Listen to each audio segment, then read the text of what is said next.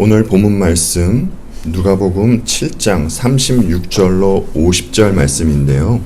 그 중에서 47절로 50절 말씀만 보겠습니다. 하나님의 말씀입니다. 이러므로 내가 네게 말하노니 그의 많은 죄가 사하여졌도다. 이는 그의 사랑함이 많음이라. 사함을 받은 일이 적은 자는 적게 사랑하느니라. 이에 여자에게 이르시되 내 죄 사함을 받았느니라 하시니 함께 앉아있는 자들이 속으로 말하되 이가 누구이기에 죄도 사하는가 하더라. 예수께서 여자에게 이르시되 내 믿음이 너를 구원하였으니 평안히 가라 하시니라. 아멘. 유대인들에게 있어서 개는 부정한 동물입니다. 그런데 이런 개와 같은 취급을 받는 사람들이 있었는데 그 중에 한 부류가 창기였습니다. 신명기 23장 17절로 18절에 이런 말씀이 있습니다.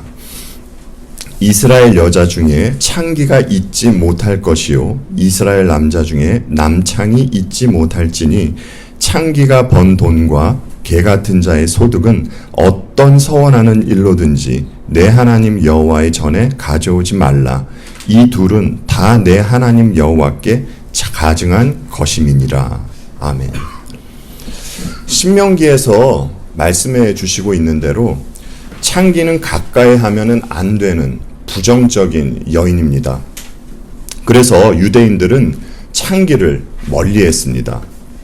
오늘 본문에는 바리새파 사람과 죄 많은 여인 그리고 예수님께서 등장을 하십니다. 바리새파 사람은 율법을 상징하는 사람이었고요. 죄 많은 여인은 말 그대로 죄를 상징하는 여인입니다. 그래서인지 두 사람이 보이는 행위는 판이하게 다른 모습으로 나타나게 됩니다.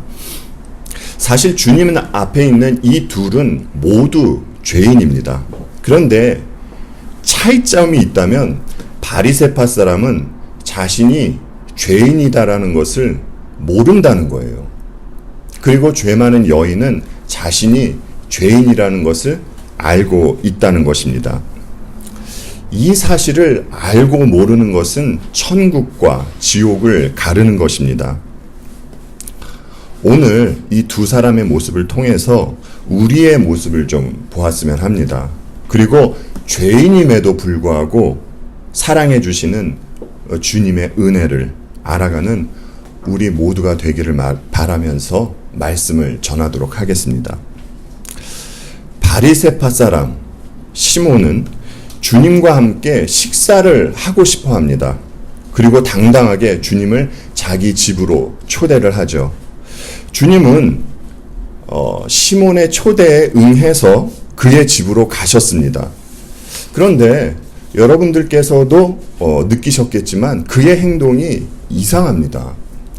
당시에 유대인이 누군가를 집으로 초대한다는 것은 그를 굉장히 중요한 사람으로 여기고 그를 환대한다는 뜻이 있던 것이었습니다.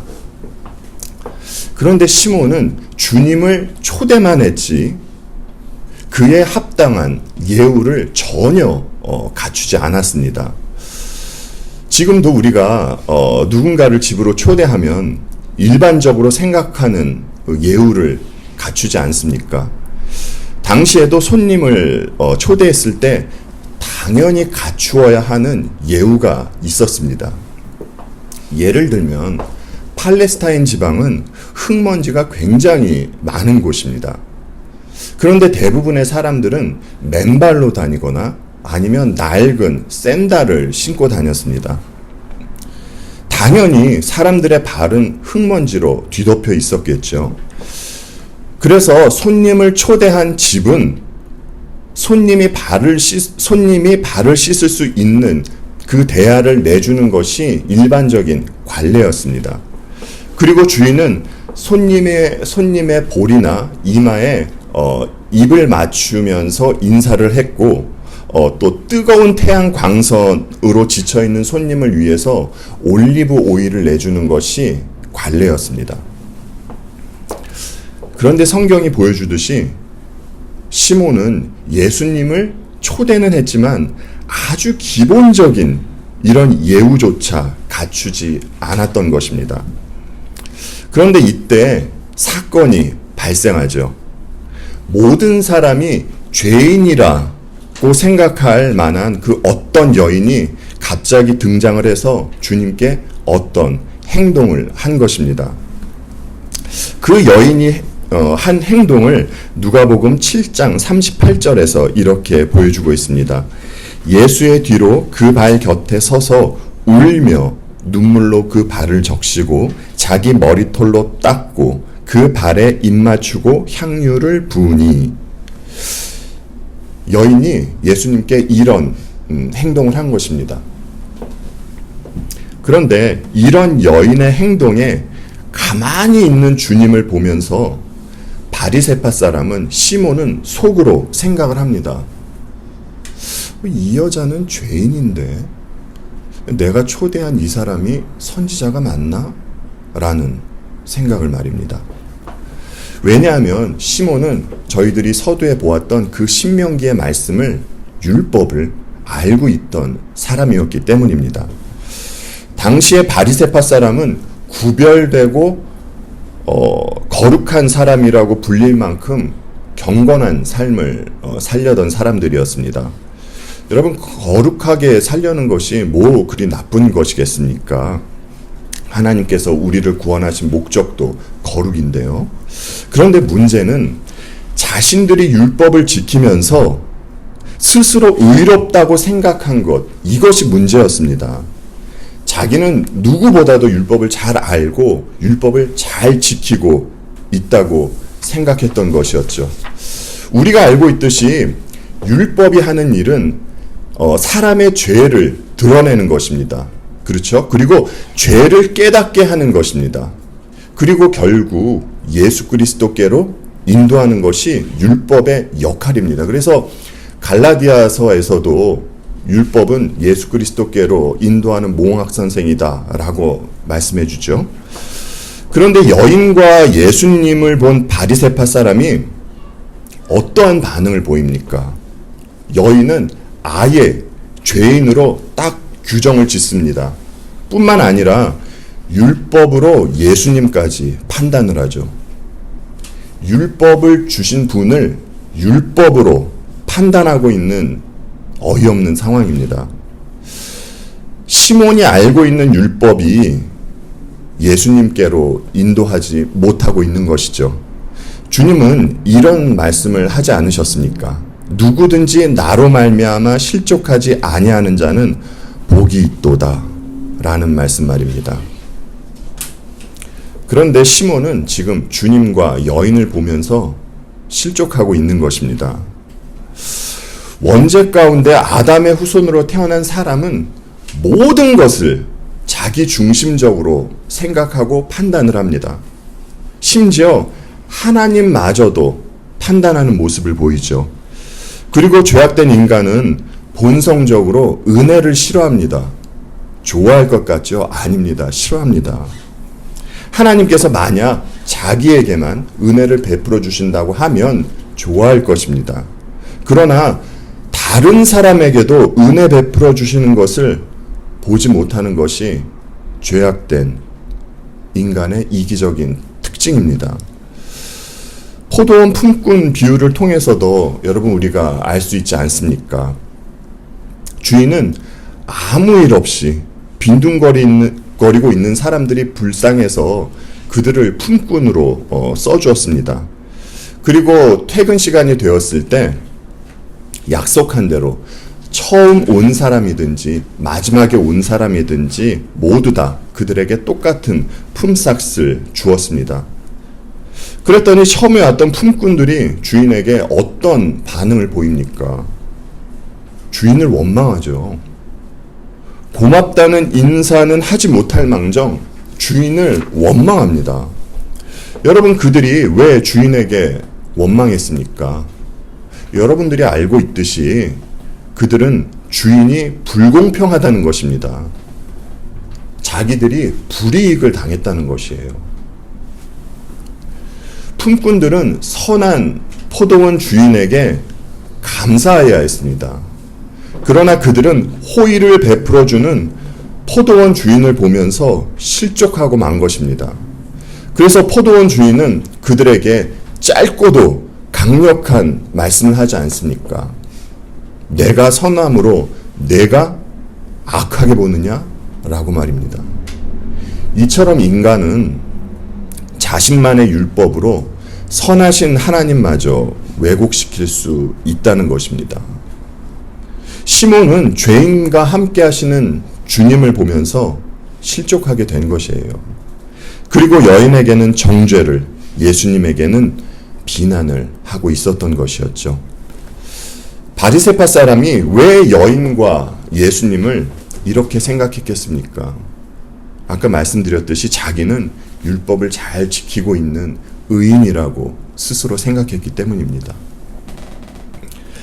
율법 앞에서 낮아져야 하는 사람이 율법을 도구 삼아서 자기 자신을 의롭게 여긴 것이었죠. 잠언 6장을 보시면 이런 내용이 있습니다. 여호와께서 미워하시는 것들에 대해서 소개를 해주고 있는 곳이 있어요. 근데 그 중에서 가장 먼저 나타나는 것이 뭐냐면 교만한 눈입니다. 그런데 모든 인간은 다 교만한 눈을 가지고 있습니다. 그리고 그 눈을 가지고 태어납니다. 태어날 때부터. 그래서 나타나는 증상이 어떤 증상입니까? 쉽게 남을 판단하고 정죄하는 증상이 나타나죠. 그런데 주님 안에서 거듭난 사람들은 영적으로 눈이 뜨이고 또 보는 안목이 바뀌게 되는 것입니다. 그래서 어떤 변화가 나타납니까? 그래서 이제 자신의 죄를 보게 되는 것입니다. 성령께서 사람의 죄를 보게 해주시는 것이에요. 하지만 자신의 죄를 보면서 즐거워하는 사람은 아무도 없습니다. 자신의 죄를 볼 때는 모두 다 마음 아파하지 않습니까? 본문에 등장한 여인이야말로 자신의 죄를 본 사람입니다. 그래서 여인에게는 두 마음이 있습니다. 감사함과 아픈 마음, 이 두 마음이 여인에게 있습니다. 이 여인은 바리새파 사람과 동네 사람들이 모두 알 정도로 죄를 많이 지은 여인입니다. 아마도 이 여인은 몸을 파는 여인이었을 겁니다. 사람들로부터 손가락질을 받으면서 인격적인 대우를 받지 못하며 지내던 여성이었죠. 그런데 이 여인이 창피함을 뒤로하고 주님을 만나기 위해서 사람들이 있는 곳으로 오게 된 것입니다. 왜냐하면 이 여인은 주님으로 말미암아 죄사함의 은혜를 경험했기 때문입니다. 자기는 평생 죄인으로 남에게 괄시받으며 살다 인생을 마감할 줄 알았는데 이 여인은 예수 그리스도로 말미암아 죄사함의 은혜를 맛보게 된 것이었습니다. 하나님의 은혜는 사람을 변하게 하죠. 그래서 그녀에게 변화된 모습이 나타나게 됩니다. 그녀는 더 이상 사람의 눈을 두려워하지 않습니다. 그래서 주님을 만나고자 그 율법을 상징하고 있는 바리새파 사람의 집이라도 오게 된 것이었습니다. 그리고 그녀는 주님의 발을 닦기 위해서 자신의 머리를 풉니다. 여러분, 당시 유대 사회에서 여자가 머리를 푸는 것은 사람들로부터 환영받는 일이 아니었습니다. 그런데 여인은 사람들의 눈을 의식하지 않고 주님의 발을 닦기 위해서 자기의 머리를 풉니다. 그리고 주님의 발에 입을 맞추고 향유를 붓죠.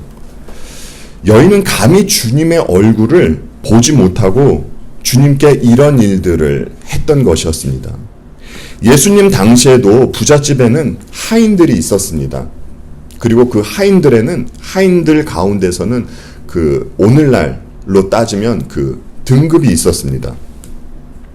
그런데 사람의 발을 씻겨주는 하인은 그 하인들 중에서도 가장 낮은 위치에 있는 하인들이 하던 일입니다. 이로 보아서 지금 이 여인은 가장 낮은 자리에서 예수님을 자신의 진짜 주인으로 예우해 드리고 있는 것입니다. 율법을 대표하고 있는 시몬이 하지 않는 일을 지금 이 죄인을 대표하고 있는 여인이 하고 있는 것입니다. 그런데 주님의 사람들은 모두 이런 모습이 나타납니다. 여러분 기억하시죠? 세례 요한도 그런 말씀을 하지 않습니까? 나는 그의 신발끈을 풀 자격도 없다고 말입니다. 여인도 그렇고 그리스도인에게는 왜 이런 모습이 나타납니까? 왜냐하면 자신은 은혜 받은 사람이라는 것을 알기 때문입니다. 기독교인은 자주 그리고 쉽게 은혜에 대해서 말합니다. 그렇습니다. 우리의 인생, 존재됨 모두 은혜입니다. 은혜를 빼놓고 말을 할 수가 없어요. 그런데 여러분도 알다시피 세상도 은혜에 대해서 말하지 않습니까? 아이들이 보는 동화에서도 은혜를 말하고 또 그 여러 곳에서 은혜를 갚은 그런 예화들을 많이 이야기를 합니다. 여러분들은 이미 은혜라는 것은 갚을 수 없는 것이라는 것을 알고 계실 것입니다. 그러면 기독교에서 은혜를 받았다라고 하는 것은 무엇을 뜻하고 있는 것입니까? 은혜를 받으면 무엇을 깨닫게 됩니까? 우리가 본문에 나온 여인을 보면은 알 수 있습니다. 먼저 자신이 죄인이라는 것을 깨닫게 됩니다. 그리고 중요한 것은요, 그 자리에 머무는 것이 아니라 그럼에도 불구하고 죄인을 사랑해 주시는 하나님의 사랑을 알게 되는 것입니다. 그렇기 때문에 은혜를 받은 사람은 나의 죄성과 하나님의 사랑을 더욱 깊이 깨닫게 되는 것입니다. 이 사실을 알 때 진심으로 예수 그리스도 앞에 무릎 꿇을 수 있고 그분을 진심으로 사랑할 수 있게 되는 것입니다. 어찌 보면 이 오늘 본문에 등장한 바리새파 사람 시몬도 예수님께 호의를 갖고 있는 것처럼 보일 수 있습니다. 나그네를 대접하듯이 착한 일을 한 것처럼 보일 수도 있죠. 그런데 아까 말씀드렸듯이 그리고 주님도 말씀하시듯이 시몬이 주님을 초대했지만 그는 주님께 마땅히 해야 할 바를 하지 않았습니다. 그가 왜 마땅히 해야 할 바를 하지 않았습니까? 오늘 본문 44절로 47절 말씀 함께 보겠습니다. 이것에 대해서 44절로 47절에 말씀을 해주고 있습니다. 그 여자를 돌아보시며 시몬에게 이르시되 이 여자를 보느냐? 내가 내 집에 돌아올 때 너는 내게 발 씻을 물도 주지 아니하였으되 이 여자는 눈물로 내 발을 적시고 그 머리털로 닦았으며 너는 내게 입맞추지 아니하였으되 그는 내가 들어올 때로부터 내 발에 입맞추기를 그치지 아니하였으며 너는 내 머리에 감람류도 붓지 아니하였으되 그는 향유를 내 발에 부었느니라. 그러므로 내가 내게 말하노니 그의 많은 죄가 사하여졌도다. 이는 그의 사랑함이 많음이라. 사함을 받은 일이 적은 자는 적게 사랑하느니라. 아멘. 주님은 여인이 한 일과 그 다음에 시몬이 하지 않은 일을 지금 비교해서 말씀을 하셨습니다. 주님은 당신과 여인을 판단하고 있는 지금 그 시몬에게 지금 어떤 메시지를 전해주고 있는 것입니다. 여러분, 그것이 무엇입니까? 타인을 정죄하고 비난하고 있는 그에게 너는 어떠니? 네가 여인을 지금 정죄하고 있는데 여인보다 나은 점이 무엇이니? 주님은 시몬에게 먼저 내 자신을 보라고 말씀하고 있는 것입니다. 그리고 결국 그가 여인과 같은 행위가 없었던 이유는 적게 사랑했기 때문이라고 사랑을 언급하시고 있는 것이죠. 우리가 가장 걸려 넘어지기 쉬운 부분이 이 부분이 아닌가 싶습니다. 주님에 대한 사랑은 없으면서 쉽게 타인을 정죄하고 비난하는 모습 말입니다. 그리고 여러분 자세히 보시면 주님은 여자가 죄 용서 받은 것을 먼저는요 시몬에게 이야기를 하고 있습니다. 여러분 마귀가 무엇으로 성도를 참수합니까? 율법으로 참수하는 것이죠. 여러분 시몬이 무엇으로 여인을 죄인으로 딱 규정을 했습니까? 율법에 따라 규정한 것입니다. 그러나 이제는 주님의 은혜 안으로 들어오게 된 존재는 율법으로 어찌할 수 없는 존재가 되었습니다. 마귀도 성도를 참수하지 못합니다. 그래서 주님은 율법을 상징하고 있는 시몬에게 여인의 죄의 문제가 해결받았다고 선포하고 계신 것입니다. 여러분 한번 생각해 보십시오. 여인에게 있어서 얼마나 기쁜 소식이었겠습니까? 그런데 여전히 여인은 아픈 마음을 하고 있습니다. 시편 말씀 두 구절만 좀 보고 말씀을 계속 이어나가도록 하겠습니다. 시편 34편 18절 말씀과 51편 17절 말씀 보겠습니다. 여호와는 마음이 상한 자를 가까이 하시고 충심으로 통회하는 자를 구원하시는도다. 하나님께서 구하시는 제사는 상한 심령이라. 하나님이여 상하고 통회하는 마음을 주께서 멸시하지 아니하시리이다. 아멘. 시편 기자의 고백처럼 주께서 원하시는 것은 통회하는 상한 심령입니다. 그런데 바리새파 사람이 주님을 초청했을 때 초청하기는 했지만 그에게는 전혀 이런 모습이 보이지 않고 있었습니다. 그러나 여인에게는 상한 심령이 보여지고 있지 않습니까?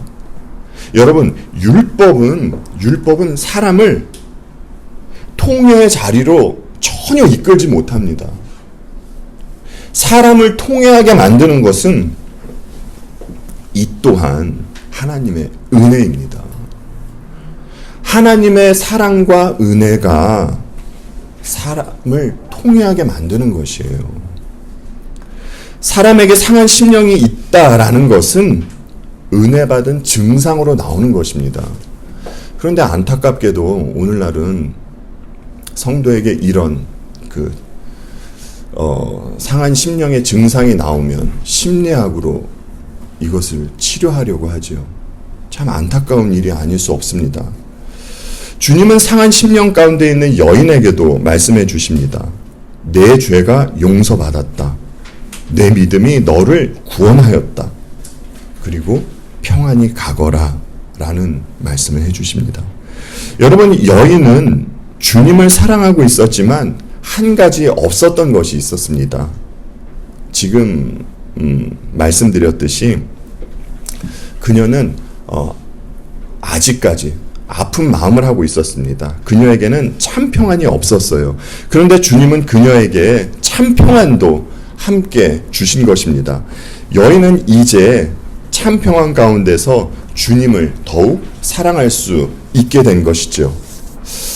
앞서 말씀드릴 때 바리새파 사람과 여인의 차이는 두 사람 모두 다 죄인임에도 불구하고 바리새파 사람은 자신의 죄를 모르고 여인은 자신의 죄를 아는 이 차이다라고 말씀을 드렸습니다. 그런데 두 사람은 하나님을 보는 관점에 있어서도 차이가 있습니다. 그러니까 바리새파 사람이 믿는 하나님은 잘하면 상 주고 못하면 벌 주는 하나님으로만 규정하고 있는 것입니다. 그래서 시몬은 자기는 늘 의인으로 있어야 하는 것입니다. 만약 자기 자신이 하나님을 그렇게 믿고 있는데 자기 자신이 죄인이라는 것을 인정하면 벌 받을 것이 뻔하기 때문이죠. 그래서 자기는 늘 의인의 모습으로 있으려고 했던 것입니다. 그러나 여인이 믿는 하나님은 죄인에게 긍휼을 베풀어 주시는 하나님이셨습니다. 이 하나님이 바로 예수 그리스도였던 것이었죠. 여러분, 저와 여러분도 지금 이 여인이 믿은 하나님을 믿기에 지금 저와 여러분이 이 자리에 있는 것 아니겠습니까? 우리가 하나님 앞에서 율법을 지키면 얼마나 잘 지켜서 이렇게 하나님 앞에서 예배를 드릴 수 있겠습니까? 그리고 우리가 선행을 했다면 얼마나 많은 선행을 했겠습니까? 그 또한 대부분이 내 의를 위해서, 나를 나타내기 위해서 한 선행이 대부분이지 않았습니까?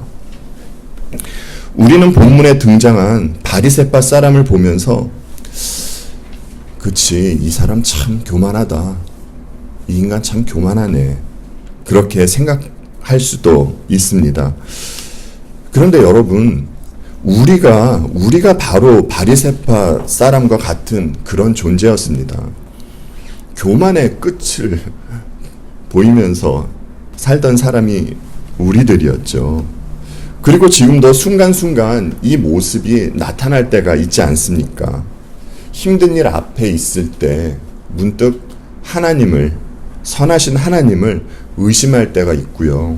또 남을 비판하고 정죄할 때가 있습니다. 여러분들께 자주, 그리고 항상 드리는 말씀이지만 우리는 무턱대고 신앙생활을 해서는 안 됩니다. 항상 분별하면서 신앙생활을 해야 해요. 그런데 남을 비판하고 정죄하는 자리로 가서는 안 됩니다. 특히나 선하신 하나님을 의심해서는 절대로 안 됩니다. 그리고 오늘 본문을 보면서 주의해야 할 부분이 있습니다. 노파심에서 말씀을 드리는데, 여인은 주님을 많이 사랑해서, 그가 먼저 주님을 많이 사랑해서 이것이 근거가 되어서 죄 용서함을 받은 것이 아닙니다. 그녀는 이미 주님으로부터 사랑을 받아서 죄 사함을 받게 된 것입니다. 그래서 여인에게 주님을 사랑하는 반응이 나오게 된 것이죠. 여인은 주님이 자기의 죄를 위해서 십자가를 지실 것을 희미하게 알고 있던 사람이었습니다. 그래서 여인에게 자신의 눈물로 주님의 발을 닦고 또 주님의 발에 향유를 붓는 그런 행위가 나올 수 있었던 것입니다. 항상 주님의 사랑이 먼저고, 성도는 그에 대한, 주님의 사랑에 대한 반응으로 행위가 나오게 되는 것입니다. 그래서 성도의 행위는 절대 공로가 되지 않게 되는 것입니다. 주님은 당신의 피로 우리의 죄를 씻어주셨습니다. 그럼에도 불구하고 여인이 들었던 말들이 우리의 귀에 들려올 것입니다. 이 자는 죄인인데 라는 이런 이야기들이요. 여러분, 앞으로 살아가면서 마귀는 수없이 많은 율법으로 우리를 정죄하고 고소하려고 할 것입니다. 그러나 주께서 바리새파 사람에게 이 여인은 죄 용서 받았다라고 말씀을 하셨듯이 실제로 우리를 정죄하고 고소할 수 있는 것은 아무것도 없습니다. 그러면 이제 우리는 어떻게 살아야 하겠습니까? 여러분, 여인은 주님으로부터 죄 용서를 받고 어떠한 삶을 살았겠습니까? 우리를 참소하던 그 율법을 피해 사는 것이 아니라 이제는 그 율법을 자유함 속에서 지키며 살아가야 할 것입니다. 웨스트민스터 대의문답 97문답을 함께 보겠습니다. 97문답입니다. 중생한 사람들에게 도덕법은 어떤 점에서 특별히 유용합니까? 거듭난 사람들에게 십계명은 어떤 점에서 특별히 유용합니까? 중생하여 그리스도를 믿는 사람들은 행위 언약으로서의 도덕법에서 자유롭게 된 것이므로 이로 말미암아 의롭다함을 받거나 정죄받지는 않습니다.